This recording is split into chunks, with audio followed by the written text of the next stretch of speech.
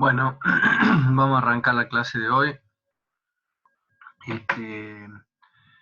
Hoy vamos a ver las paragénesis típicas de tres grupos de rocas, paragénesis metamórfica de tres grupos de rocas.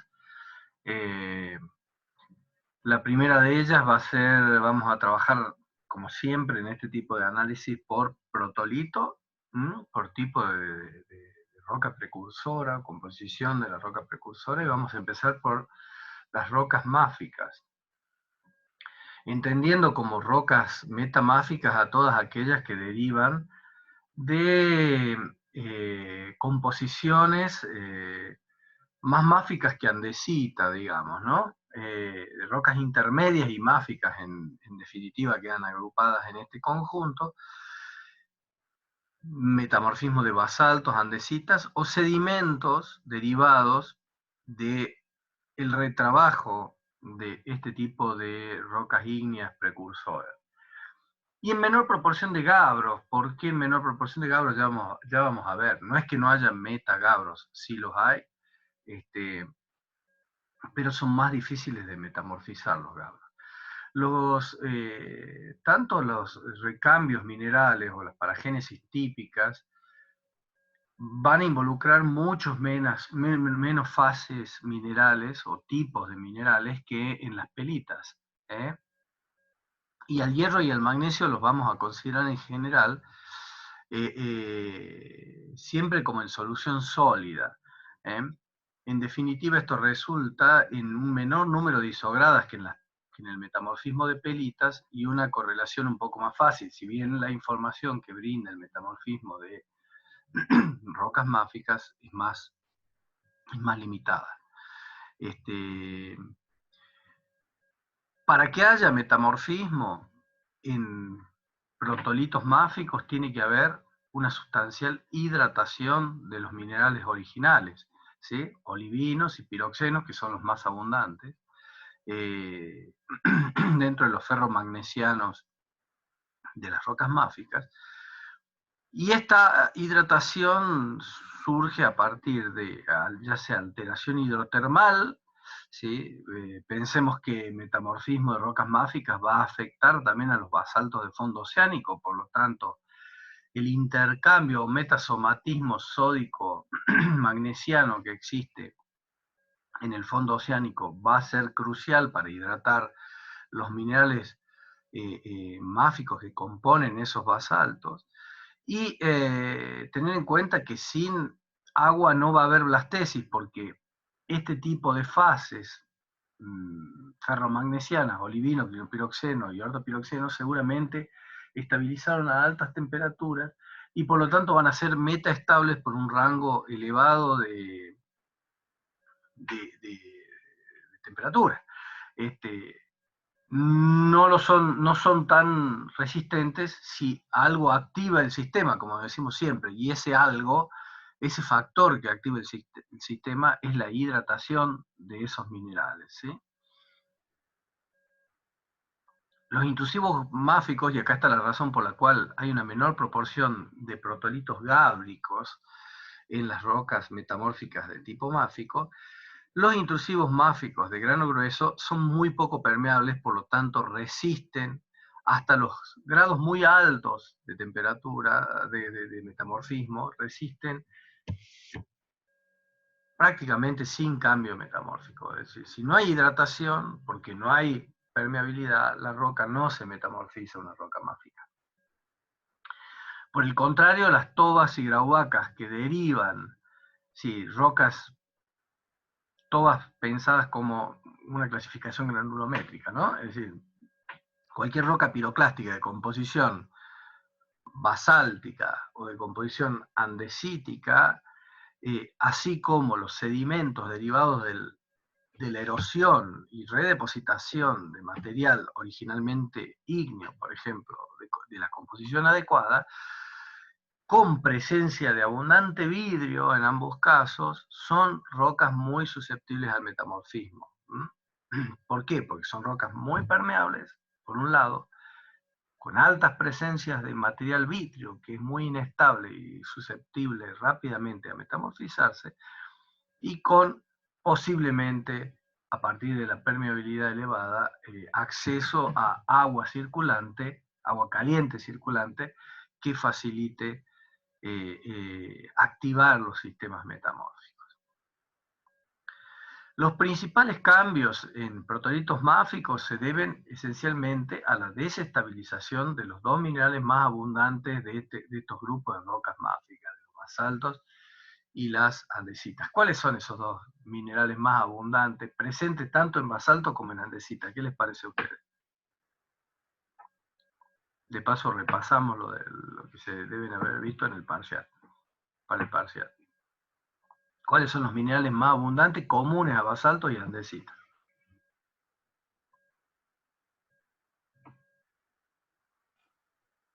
Ortopiroxenos, profe. Bueno, orto o clinopiroxeno, depende.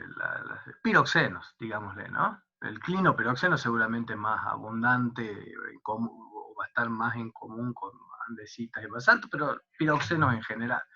Muy bien. ¿Y qué otros minerales más es muy abundante en ambos? Plagioclasa, profe.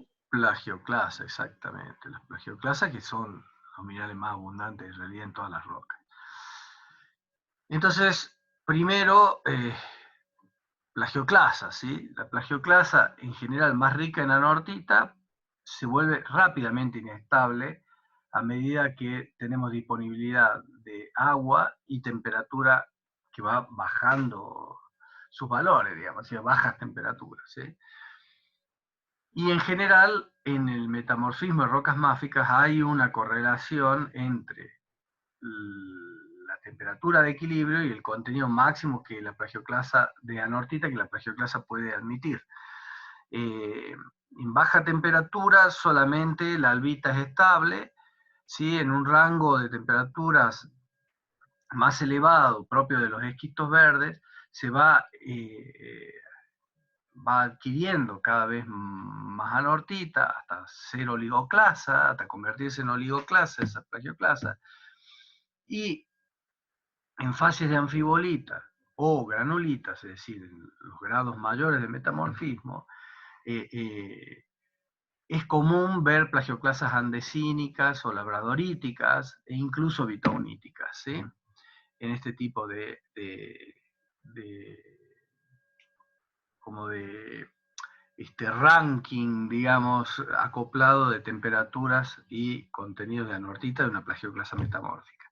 Todo el calcio y aluminio que existe en exceso en cada una de estas instancias o grados metamórficos va a ir a formar otros minerales metamórficos, calcita, epidotos, efena, titanita, digamos, o una gran proporción de anfíboles cálcicos, ¿sí? Que son típicos de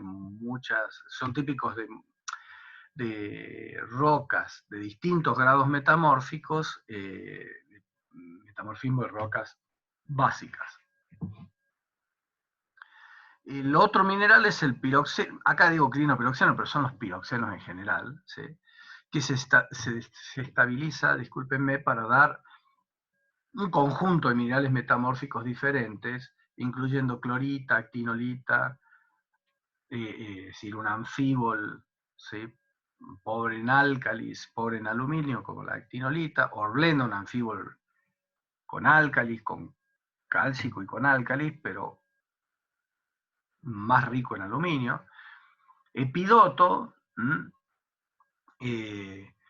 o la familia de los epidotos en general, ¿sí? No tiene que ser epidoto propiamente tal, sino epidoto es una familia, ¿no es cierto?, de minerales, la soicita, la quinosoicita, la pistacita, etcétera, etcétera. Y también incluso en los grados mayores la formación de piroxenos realmente metamórficos, ¿sí? No piroxenos magmáticos como este que estamos hablando acá, sino un piroxeno metamórfico. Por lo general los minerales máficos, en protolitos máficos, en el metamorfismo de rocas metamáficas, los minerales justamente que concentran hierro y magnesio son diagnósticos de las fases y el grado metamórfico en el que estamos observando la roca, ¿no? Entonces una grilla de asociaciones paragenéticas para distintas condiciones de temperatura y de presión y distintos gradientes geotérmicos. Acá hay un gradiente de baja temperatura, alta presión, uno de valores medios y uno de alta temperatura y baja presión, representados en diagramas ACF. ¿Se acuerdan los diagramas ACF, ¿no? de la clase pasada? Vemos que esta es la composición y la asociación mineral típica de una roca básica, de un basalto en un sentido amplio, ¿sí? Y vemos que la asociación típica concentra piroxenos. Acá no estamos representando la forsterita, podría haber forsterita también, pero piroxenos y plagioclasa. Esta es la composición típica de los basaltos del planeta, digamos. Y esta asociación, que es típica de la paragénesis, digámosle así, no metamórfica, sino de la asociación mineral ígnea que caracterizan los basaltos y las andesitas, se va transformando en distintos grupos. Fíjense los diseños de los triángulos de estabilidad, muy distintos, triángulos y poliedros de estabilidad que se van formando en estos diagramas ACF según el grado metamórfico y el gradiente termobárico vaya variando para este tipo de composiciones, ¿no? Si uno quisiera ver qué le pasa en grados, digamos, en un gradiente de presión media a un metabasalto, desde los grados más bajos hasta las fases de granulita, vamos a ir viendo cómo varían esas paragénesis simplemente mirando los triángulos, y la podemos ir viendo, ¿sí? Ahora vamos a revisar simplemente, esta es la grilla completa, vamos a revisar cuáles son las paragénesis más características, ¿sí? Del bajo, o del muy bajo grado, del medio y del alto grado, que encarándolo a partir de un ordenamiento por facies. En este caso, los nombres de las rocas y de las facies muchas veces coinciden, porque justamente las facies toman sus nombres, ¿sí? A partir de las rocas metamáficas que las contienen, ¿sí? Subesquistos verdes, esquistos verdes, anfibolitas y granulitas, todos nombres de rocas metamáficas, ¿sí? Porque el concepto de facies lo acuñó Scola en la península escandinava a partir de estudio de rocas máficas, no es por otra cosa. En el único caso donde las facies y los nombres de las rocas más o menos coinciden. Pero ojo, que hay muchas rocas dentro de una facie que no llevan el nombre de la facie. Es decir, no porque un gneiss esté en un gneiss pelítico o un gneiss máfico esté en fase de anfibolita, necesariamente ese gneiss es una anfibolita. Es una roca que está metida o que ha estabilizado su paragénesis en las condiciones propias en las cuales las anfibolitas adquieren sus características. Pero vamos a ver que incluso entre las rocas metamáficas hay anfibolitas, y hay otro tipo de rocas también. Entonces, las de muy bajo grado, empezando el metamorfismo, recuerden que el metamorfismo en el muy bajo grado es muy difícil de detectar muchas veces. Pero justamente son las rocas máficas las que permiten detectar mejor los grados más bajos del metamorfismo, porque son asequibles, es decir, receptivas de alguna manera, o registran de alguna manera con minerales específicos estos grados bajos, muy bajos de metamorfismo. Otros protolitos no registran absolutamente nada. Típicamente la presencia de zeolitas y algunos filosilicatos nos caracterizan que estamos en subesquistos verdes. Entonces vamos a ver zeolitas o minerales del grupo de las zeolitas como la laumontita, la boiraquita, la ausonita, estilbina, y estos dos minerales que son tectosilicatos, pero uno con afinidad de estructura tipo plagioclasa y el otro tiene una estructura más de tipo mica, ¿sí? Que son la prehnita y la pumpelita, son aluminosilicatos de calcio y sodio con mucha agua, ¿sí? Y también aparecen filosilicatos de baja temperatura, típicamente arcillas con ciertos altos grados de cristalinidad, esto lo vamos a ver en la clase que viene, por ejemplo en hilita, que se mide el grado de cristalinidad utilizando difracción de rayos X, para definir si esa hilita es metamórfica o es autigénica, si es sedimentaria, ¿sí? Si se formó por diagénesis o se formó por metamorfismo. Y simplemente viendo el grado de cristalinidad que esa hilita tiene, el grado de ordenamiento que tiene, uno puede decir, esta es una roca metamórfica o esta es una roca sedimentaria. Pero hay muchas arcillas, como la pirofilita, la colinita, que son compartidas con el mundo sedimentario y con el mundo hidrotermal también, ¿no? La fengita, que es una muscovita rica en hierro, la sericita, que no es un mineral, sino es un término para caracterizar la muscovita de grano muy fino, y la clorita son típicos filosilicatos de los grados muy bajos, y generalmente en granos muy finos, ¿sí? En una granulometría muy pequeña. Y por supuesto, la plagioclasa que va a haber, decíamos, era albítica, porque no admite demasiado contenido de anortita, y es bastante común la presencia de carbonatos. Todos estos minerales que aparecen acá son típicos también del ambiente hidrotermal. Por eso es tan difícil a veces caracterizarlos. Por eso muchos petrólogos ígneos encuentran este tipo de minerales y los confunden se los confunde con meras alteraciones hidrotermales o alteraciones deutéricas, es decir, producto de la misma liberación de fluidos del magma que realtera los minerales, algunos minerales presentes previos.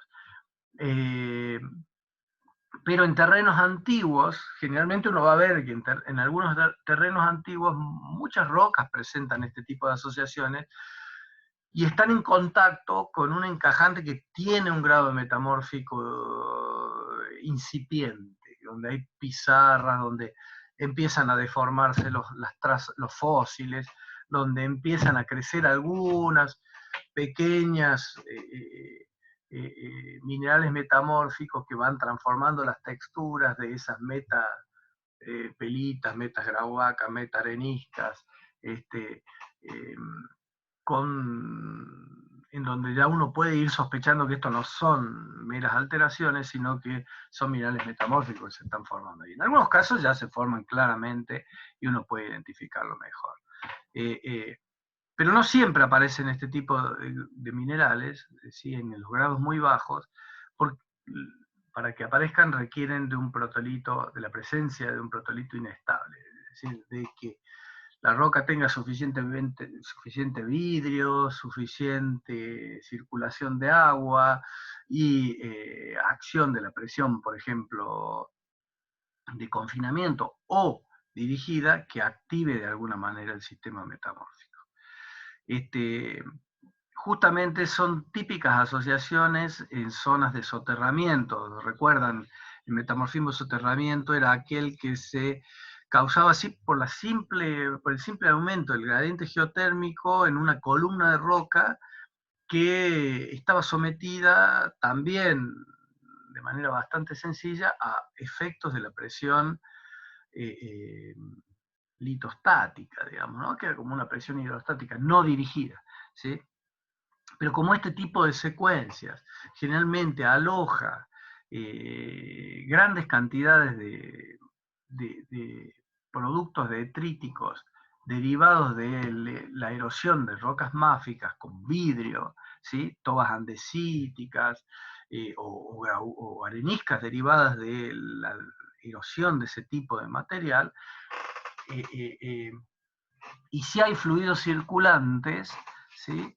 En general puede haber metamorfismos en fase de subesquistos verdes con la formación de los minerales índices típicos. ¿Cuáles son estos? Las zeolitas, ¿sí? Las zeolitas nos marcan para todos estos minerales que están acá, salvo la anortita, son todos zeolitas, ¿sí?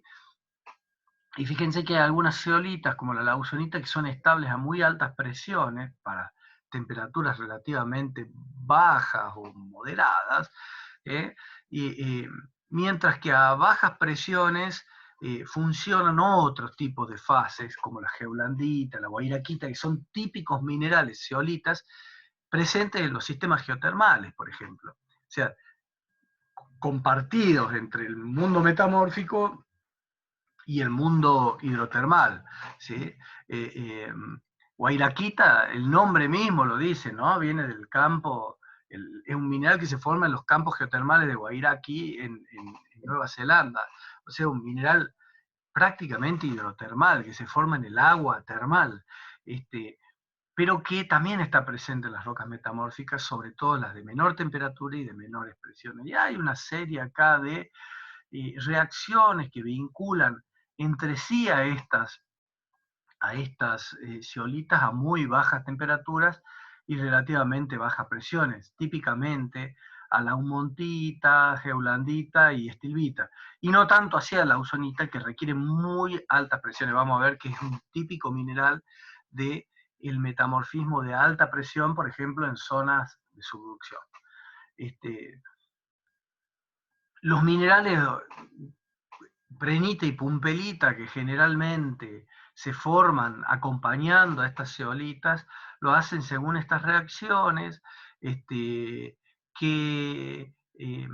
las vinculan entre sí de alguna manera, ¿sí? Porque en esta prehnita entra como reactante y pumpelita termina siendo un producto, y en esta otra, que se produce a diferentes condiciones de temperaturas, pero sobre todo de presión, pumpelita entra como reactante para estabilizar prehnita en el producto, siempre acompañándose, ya sea en la reacción o en el producto, por minerales, por ejemplo, por filosilicatos de baja temperatura como es la clorita, o por la presencia de algunos epidotos, ¿sí?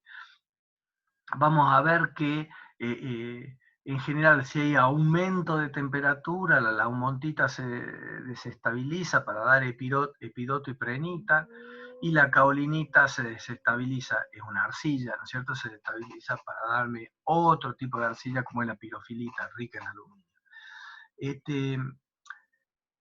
Como les decía, las reacciones que estabilizan prehnita y pumpelita hacen que los minerales, este par de minerales compitan entre sí. Donde hay prehnita, generalmente no hay pumpelita y viceversa, ¿sí? Por eso los campos de estabilidad de los dos minerales son tan disímiles. Solo hay una instancia muy restringida de coexistencia de esos dos minerales, ¿sí? Que generalmente está entre 2 y 3 kilobares y 200, 250 grados centígrados. De manera tal que si la presión aumenta, se estabiliza siempre pumpelita. Si la temperatura aumenta, tiende a estabilizarse prehnita. Por eso estos dos tipos de reacciones, ¿no? Esta es con ascenso de temperatura, este con ascenso de la presión, este con ascenso de la temperatura. En esquistos verdes, en fase de esquistos verdes, o sea, ya hablando de temperaturas superiores a los 300, 350 grados centígrados, de donde ya empiezan mejor a verse las paragénesis metamórficas. Y podríamos pensar que estas se correlacionan, ¿recuerdan el concepto de zona metamórfica que vimos, que fue el primer concepto de zonificación, de alguna manera, organización del metamorfismo que había propuesto Barrow, ¿sí? A principios del siglo XX. Y el metamorfismo de rocas en esquistos verdes más o menos coincide con las zonas de Barrow de menor temperatura, la de clorita, biotita, y parte de la zona de granate de menor temperatura.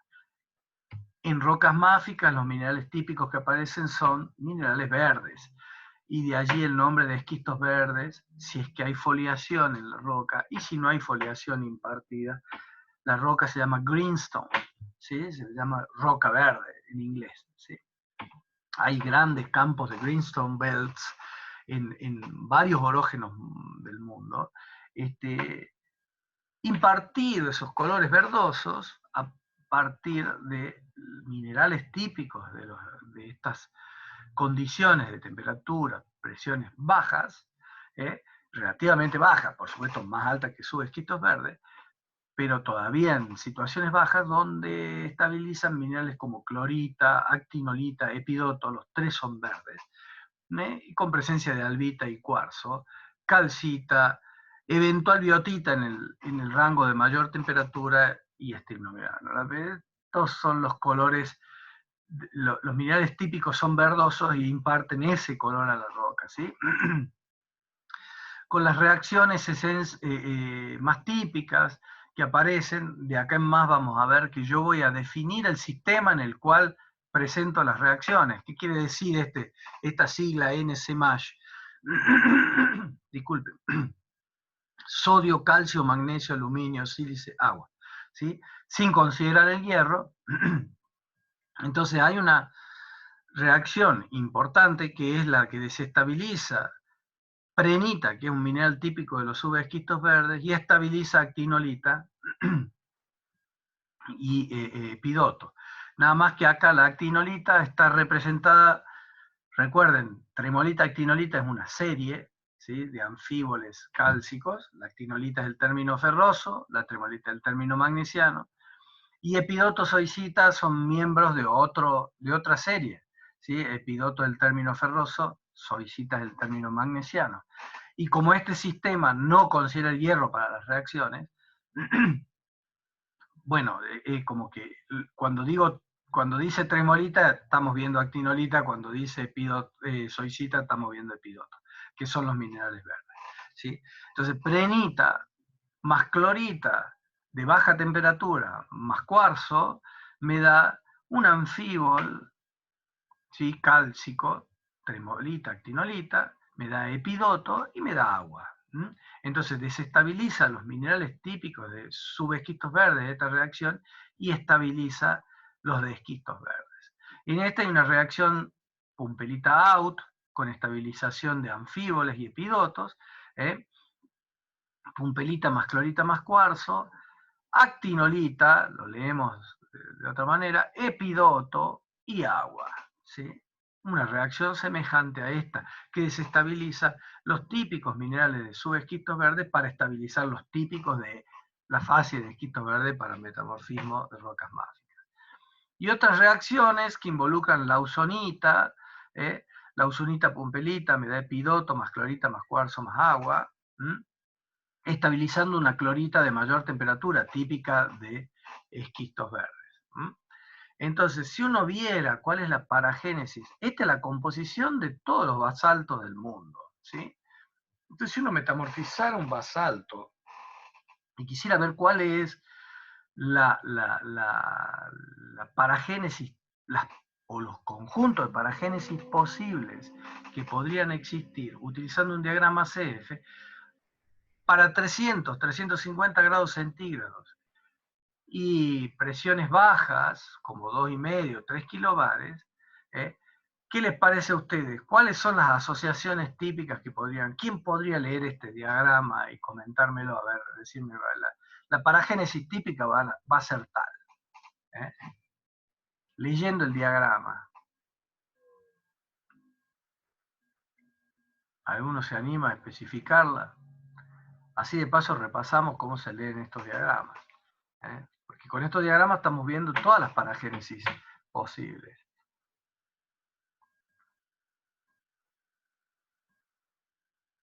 Si se tratara de una roca máfica que coincide con esta nube que se ve acá gris, ¿cuál podría ser una paragénesis posible?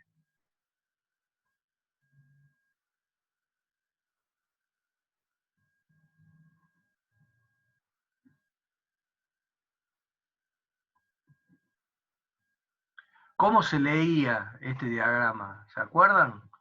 ¿Qué tenía que coincidir?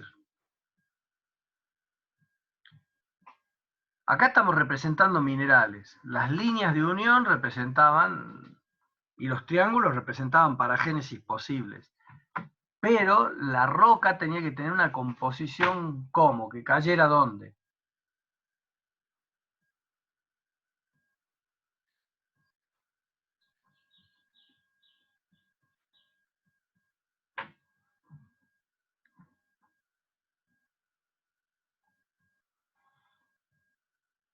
Bueno, así me gusta que participen. La roca tenía que tener una composición que cayera dentro del triángulo. O si caía dentro de los lados del triángulo, la paragénesis era más limitada, digamos, ¿no? Entonces, si yo tengo los basaltos que caen en estas composiciones, tengo 4 paragénesis posibles, ¿sí? Que involucran todas a fengita, cuarzo y albita, que no están representadas en estos diagramas, pero se los pone acá con el signo más, que implica que están presentes en exceso, ¿eh? Entonces, albita, ¿por qué no está proyectada en este diagrama? ¿Por qué no se proyecta albita en este diagrama?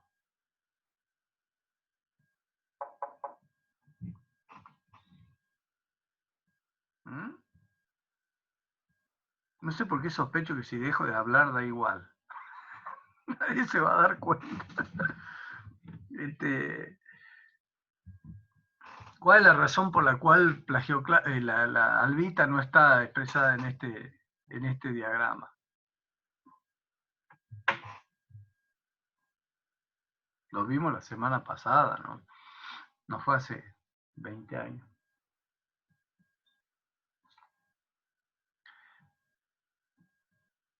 Bueno, hay tarea para el hogar. ¿Por qué albita no se expresa en un diagrama ACF? Lo deben responder por mail y justificar su respuesta. Acá tengo la lista de participantes, queda grabada, así que ya está. ¿No? Ya demasiado tarde. Ya demasiado tarde. Bueno. Ahora hay que hacerlo, todo el mundo lo tiene que hacer. Las paragénesis típicas de esquistos verdes, entonces representadas en este triángulo ACF, van a ser típicamente, entonces, actinolita, es un anfíbol verde, epidoto zoisita, epidoto, por así decirlo, y clorita. Esa es la típica paragénesis, más fengita, más cuarzo, más albita. Pero también es posible que tenga solamente una paragénesis que involucre a clorita epidoto, o una paragénesis que involucre a actinolita epidoto, ¿sí? Para todas estas composiciones que caen sobre estas líneas de unión. Ahora, nueva pregunta, ¿por qué los campos de clorita, epidoto y actinolita no, digamos que representan, son rayitas y no un punto, como el de cloritoide acá? O como el de pirofilita, que es un punto, o como el de calcita, que es un punto, o como el talco, que es un punto. ¿Por qué estos son rayas y hay muchas liñitas de unión entre la composición de la clorita, que es una raya, y la de la actinolita, que es una rayita más chiquita? ¿Qué significaba eso, que hubiese rayas ahí en ese diagrama? Para representar la composición de un mineral.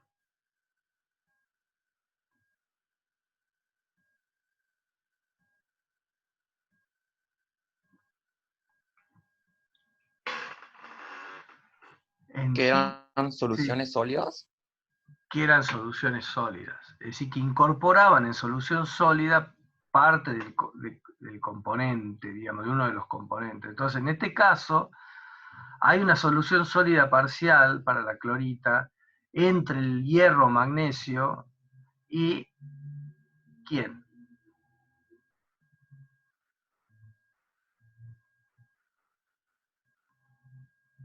¿Quién se representaba en A?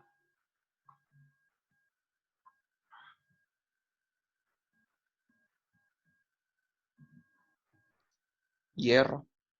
No, en A. El hierro está en F. F de fierro.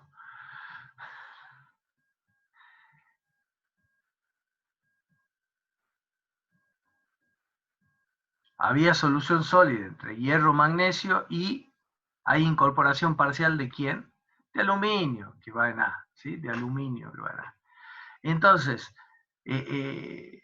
para epidoto, la solución sólida está entre aluminio y calcio. Entre el aluminio o la operación que vincula al aluminio y el calcio.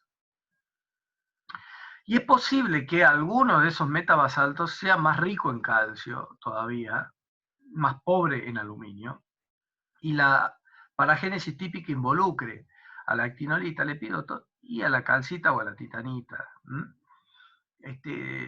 Si el protolito ya cambia sustancialmente de composición, probablemente no se trate ya más de un basalto, de un metabasalto, sino de una andesita que va incorporando cada vez más aluminio, puede que estabilicen otras paragénesis minerales.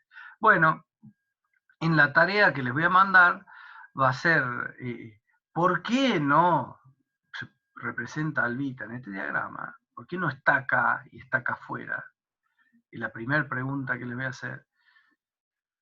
Y la segunda pregunta que les voy a hacer es que me digan sobre este diagrama, ya lo voy a mandar directamente por escrito, cuáles son todas las paragénesis posibles para este tipo de grado metabólico, esta fase de esquistos verdes. Un esquisto verde típico es una roca verde, ¿sí? Roca derivada de un basalto probablemente, y que presenta clorita y anfíboles del grupo de la actinolita tremolita, además de cuarzo, plagioclasa sódica, y en algunos casos, si hay potasio, también un poquito de potasio. Y si ustedes prestan atención, posiblemente acá también haya hasta calcita. Todos minerales típicos de los esquistos verdes. Ahora, si va aumentando, siempre en fase de esquistos verdes, pero va aumentando la presión y la temperatura un poquito, suele estabilizarse, y hay suficiente aluminio, suele estabilizarse cianita, el trimorfo del aluminio que tiene menor temperatura, por así decir, y mayor presión. Si me preguntan a mí, jamás en la vida he visto una metabasita con cianita, pero en la literatura la plantea como existente, ¿sí?